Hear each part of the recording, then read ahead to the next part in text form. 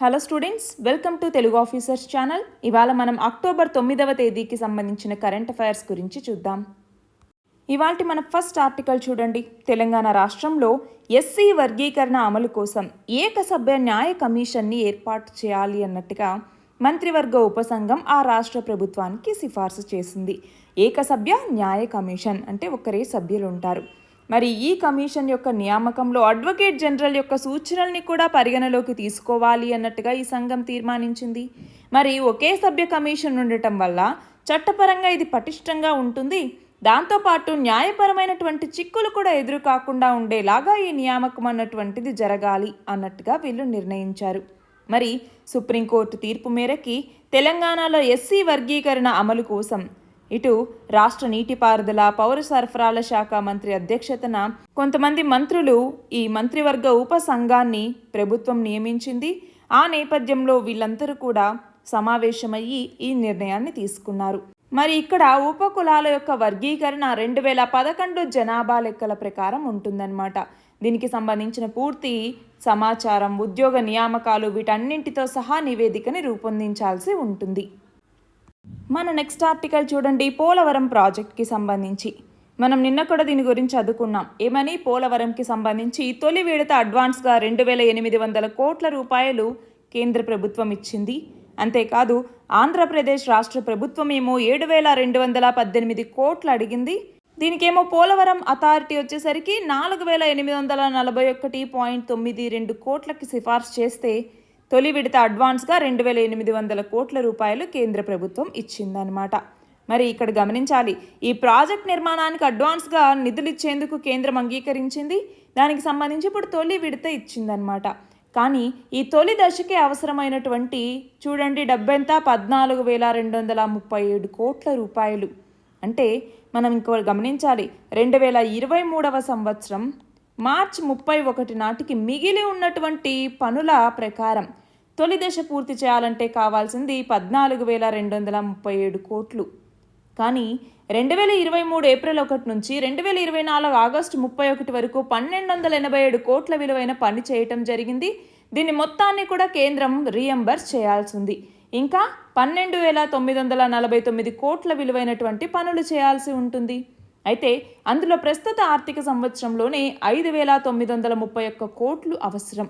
Pending బిల్లులు, ఈ ఏడాది అవసరాలు ఇలా కలిపి తక్షణమే 7,218 కోట్లు ఇవ్వాలి అన్నట్టుగా కేంద్రాన్ని కోరితే దాంట్లో తొలి విడత అడ్వాన్స్గా 2,800 కోట్లు ఇచ్చారన్నమాట.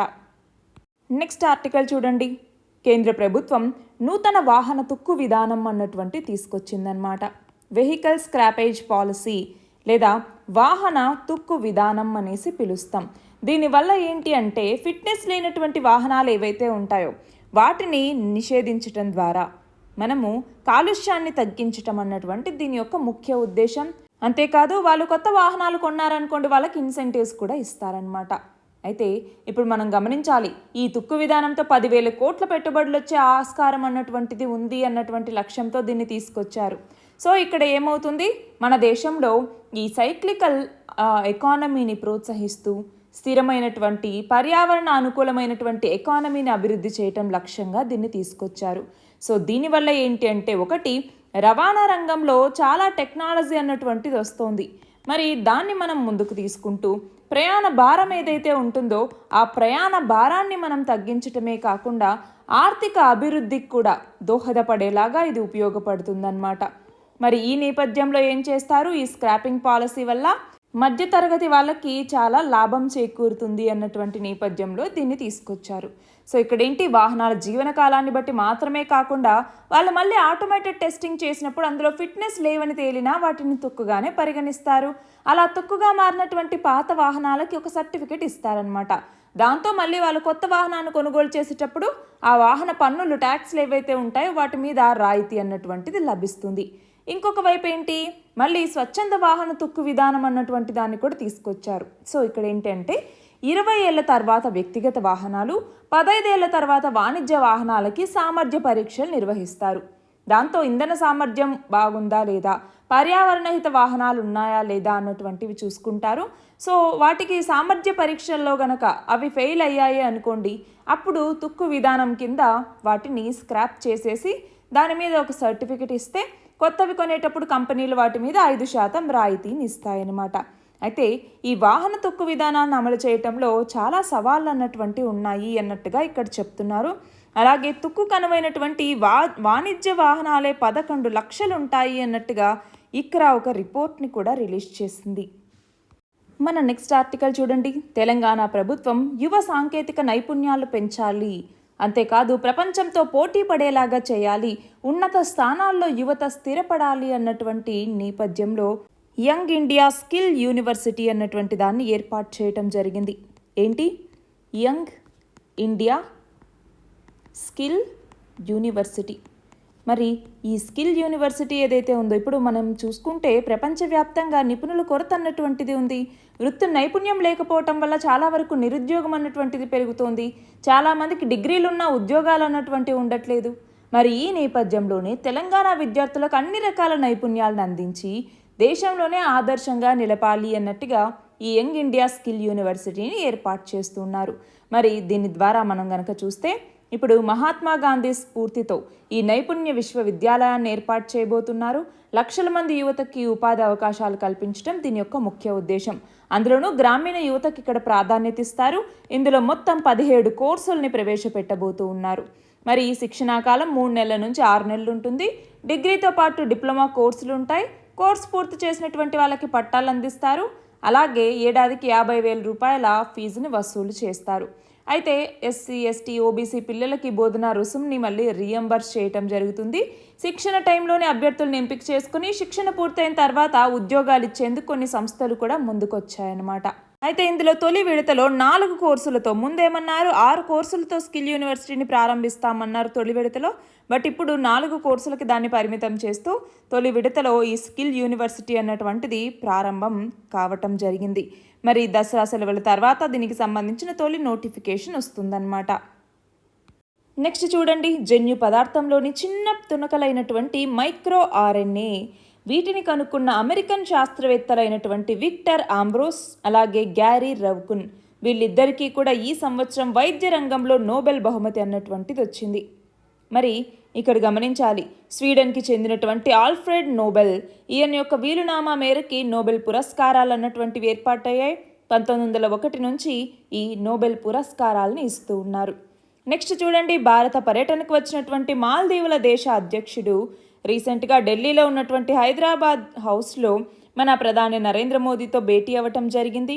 భారత్ సహకారంతో మాల్దీవుల్లో ఉన్నటువంటి హనుమతు అంతర్జాతీయ విమానాశ్రయంలో కొత్తగా ఒక రన్వేని నిర్మిస్తే దాన్ని వీళ్ళిద్దరూ వర్చువల్ విధానంలో ప్రారంభించడం జరిగింది. అంతేకాదు విదేశీ మారక నిల్వల యొక్క కొరతల్ని అధిగమించడంలో మాల్దీవులకు దోహదపడేలాగా ఆ దేశంతో కరెన్సీ మార్పిడి ఒప్పందం, కరెన్సీ స్వాప్ అగ్రిమెంట్ అన్నటువంటిది కూడా 2 దేశాల మధ్య కుదిరింది. జూనియర్ ప్రపంచ షూటింగ్ ఛాంపియన్షిప్లో దీపక్ దలాల్, కమల్జీత్ అలాగే రాజ్ చంద్ర వీళ్ళ ముగ్గురితో కూడినటువంటి భారత బృందానికి స్వర్ణ పథకం వచ్చింది. మరి వీళ్ళు 50 మీటర్ల ఎయిర్ పిస్టల్ టీం విభాగంలో మొదటి స్థానంలో నిలిచారు. అజర్బైజాన్కి రజతం, అర్మేనియా కాంస్య పథకం సాధించింది. నెక్స్ట్ చూడండి. వరల్డ్ పోస్ట్ డే, ప్రపంచ తపాలా దినోత్సవం ఎప్పుడు జరుపుకుంటాం? అక్టోబర్ 9వ తేదీన.